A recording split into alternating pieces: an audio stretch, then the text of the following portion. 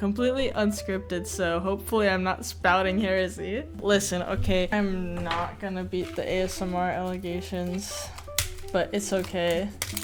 Also, I'm not gonna, gonna start having, what's it called, mukbang allegations. I hate when it does that, when it like, since I've been growing increasingly clumsy, I'm always scared that I'm gonna like just pour hot water straight onto my hand.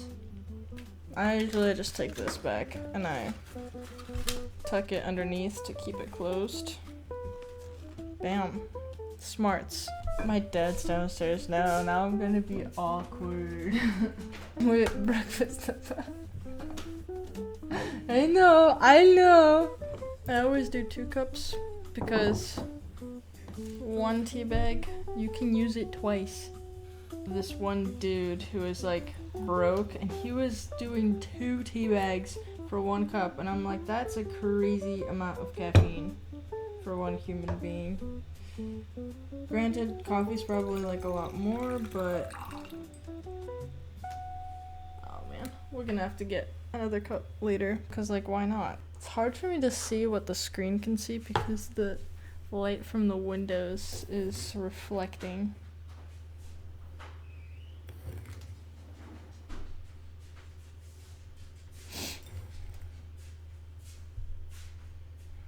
Breakfast portion complete. Now task 2, a little bit of the Bible, because it's Bible for breakfast, you know? I am trying to widen my sphere of knowledge and whatnot, but we'll get into my basic theology in a hot minute, so don't you worry. I like it when it's a little bit overdone, so I'm just gonna forget about this for a few minutes. Lately, in terms of Bible for breakfast, lately I've been in Romans and Ecclesiastes and Philippians. Philippians is the one that I'm kind of really having on my heart lately. Let me find it. All of my tabs, I did these when I was like, I don't know, middle school. Middle school. And typically you're supposed to just like do them neatly in like little rows, but for some reason I just did Old Testament in a chunk and New Testament in a chunk. So now I can't find anything. But that's okay, because it's still easier, I say, as I'm struggling. Where are you? Philippians! We found it. Philippians is a short book. It's really just a letter to the Church of Philippians from Paul, I believe. But specifically chapter 4, verse 6, as well as 12 through 13. Because I've been talking with God and I'm like, God, I'm so frustrated. I'm so disappointed in myself. Like, I could be doing so much more. I could be doing so much better, but I'm such a failure and I'm doing so bad. And he's like, hold up. And he reminds me of, because usually people think of the very popularly, infamously out of context verse, I can do all this through him who gives me strength, or I can do all things through him who gives me strength. But the context of that starts in technically verse 10, but I'll start from 12. I know what it is to be in need, and I know what it is to have plenty. I have learned the secret of being content in any and every situation, whether well-fed or hungry, whether living in plenty or in want. I can do this all through him who gives me strength. It's not saying you can do whatever you want, you can be superhero because God gives you strength. No, but rather you can go through every situation, through the good times and stick strong to the faith, and also through the bad times and keep persevering because you have God who gives you strength. And for me, he was basically saying like, hey, you can do this. I've given this thing for you to do. You are more than capable of doing it because I know the talents I've put into you. I know your limits. And if I say you can do it, you can do it. And I will give you the strength to go through it. You have to be content in both the good times and be proud of yourself for being in the good time. But even when you're having a tough time, that doesn't mean you go hard on yourself or something like that. It doesn't mean you're worse off. It's just the natural way of life. Making sure that you think the right things even when you're going through a hard time. Actually, verse 8 covers that really perfectly. Saying, finally, brothers and sisters, Paul speaking to the church of Philippians, whatever is true, whatever is noble, whatever is right, whatever is admirable, if anything is excellent or praiseworthy, think about such things. And yesterday I was talking with some people from my church, and they said that verse stood out to them because the way they interpreted that is as, have on your mind things that God would see as praiseworthy or excellent, because God spoke a truth over you. You are beautiful, you are capable, you are strong, right? So think of those things, because your mind, your body is a temple. You don't want to desecrate it by spouting lies. I'm not saying gaslight yourself, okay? If you're going through a tough time, it's okay to say that to God, as you will see in verse 6. And it's okay to admit that. However, going through a tough time and being an awful person are two different things, okay? Although you can be a lazy person, and if you are, you do need to admit that and work on that. But again, that's something that's not you. It's something you're struggling with. Verse 6 says, do not be anxious about anything, but in every situation, by prayer and petition, with thanksgiving, present your requests to God. Verse 7, and the peace of God, which transcends all understanding, will guard your hearts and your minds in Christ Jesus. So basically, if you're worrying about anything, just don't. But not just don't. It also gives you instructions. If you are worrying about something, tell God. Be honest with God. Like, hey God, I'm worrying about this. Hey God, this is on my mind and I'm struggling with this. But then after you do that, don't continue thinking about that. Stop filling your mind with the worry. Replace your worry instead with thoughts of thanksgiving. Okay, well, what's good right now? What am I happy about right now? What's something that I can be thankful for? Which is something that we see going around a lot in the world right now. Like on social media, a lot of people talk about practicing daily gratitude and stuff like that. The fact that people outside of religion are noticing these things only further confirms that this is a good thing. People who are outside of religion, they often think about, as they should, why they're struggling, why they're having different issues, and then they come to conclusions because they have brains, they can think. They come to conclusions of like, oh wait, this actually helps. Having gratitude helps. Having these things helps. The benefit of religion is that you have that handbook.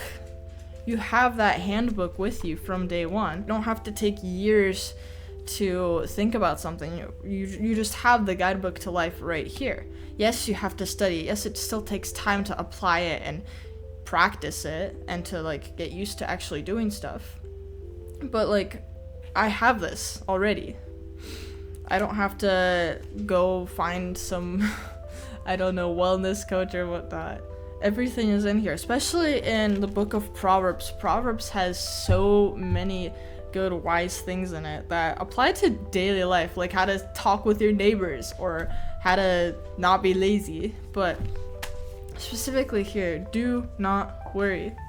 And that's really been helpful for me because there's a lot of things that I am worrying about and struggling with, but that reminder from God that, first of all, you can do anything that God has given you to do, because if God gives you something to do, God has given you something that you were made to do, something that you are intended to do, something that He specifically created you with your talents to be able to do. And He gives you those opportunities, so you have to trust in Him and stick to it. And if it's hard, because it's going to be hard regardless what you're doing. You're going to have ups and downs. You have to be content in all the situations. Don't lose heart when you're having a tough time. Why?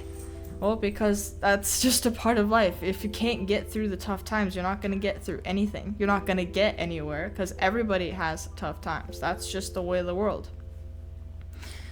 And being happy in the small, in the little, in the difficult will only help you be even more happier in the good times. But also in the good times, remembering that you still gotta keep a cool head, gotta think straight. Ecclesiastes 7:16-18. Do not be over-righteous, neither be over-wise. Why destroy yourself? 17. Do not be over-wicked, and do not be a fool. Why die before your time? 18. It is good to grasp the one and to not let go of the other. Whoever fears God will avoid all extremes. And there's a footnote saying, or will follow them both. Now, you might be thinking, like, isn't it hypocritical of the Bible to say, don't be righteous, don't be overwise? I would say this. What it's saying here, at least in context, is don't be self-righteous to an extremely impossible high standard, but also don't be wicked, because we are humans. There is not a single completely righteous, holy, pure person on the earth, aside from Jesus, but that's a separate thing. And so trying to hold yourself to that standard is going to destroy you. Understand that you are covered by the grace of God, by the grace of Jesus' sacrifice for you. And don't hold others to that standard either, because then, first of all, you're being hypocritical. Second of all, that's impossible. Don't be over wicked. That's pretty self-explanatory. The entire Bible talks about that. But that really does tie into where we were in Philippians 4, if I can find it again, of how you need to be content in both the highs and the lows. Having a balance in everything is good, and that's pretty much the entire theology of the Bible. That's good for breakfast. Moving on to the theology portion. God created the world, which is Genesis 1:1. In the beginning, God created the heavens and the earth. God willing, this will be a more common occurrence. I really do look forward to having more conversations with y'all, because this was really fun. Just a challenge for myself and what I believe, while also hearing what other people believe, and just kind of going back and forth, because that's how you get to the truth. You get to the truth by talking to people and hearing what they understand and how they interpret people. But anyways, I'm gonna keep yapping like another hour, so thank you all for stopping by, and God bless.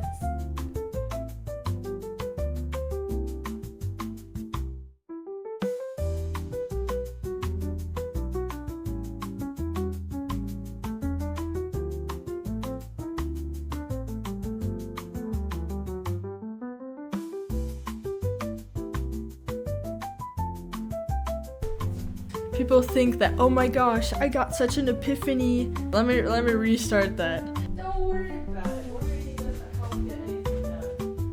Counterproductive. No, because for real, what's the point of worrying? I think what I was trying to say earlier was,